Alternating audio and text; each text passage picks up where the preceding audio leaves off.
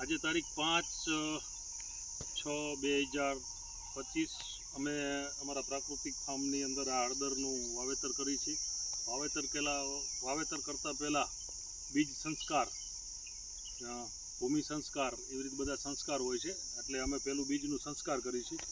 આ બીજામૃત છે. આની અંદર બીજામૃતની અંદર ગાયનું છાણ, પાણી, તંદુરસ્ત માટી, ચૂનો અને ગૌમૂત્ર એ રીતે કરી 24 કલાક અમે તૈયાર કરી અને બનાવતા હોય છે. એટલે આ રીતે કેરેટમાં જે આ બીજ ભર્યા છે કંદ, એની અંદર અમે આ બીજામૃતથી એને સંસ્કારિત કરી છે. 2-5 મિનિટ રાખી એટલે તમામ પ્રકારનું પડ એને લાગી જતું હોય છે. એટલે કોઈપણ જાતની ફંગસ, ફૂગ કે કાંઈ જ લાગતું નથી અને ઉગાવો સારો રહે. એટલે હવે આને અડધી કલાક સુકાવા દઈશું અને પછી સીધું જ આનું વાવેતર કરશું.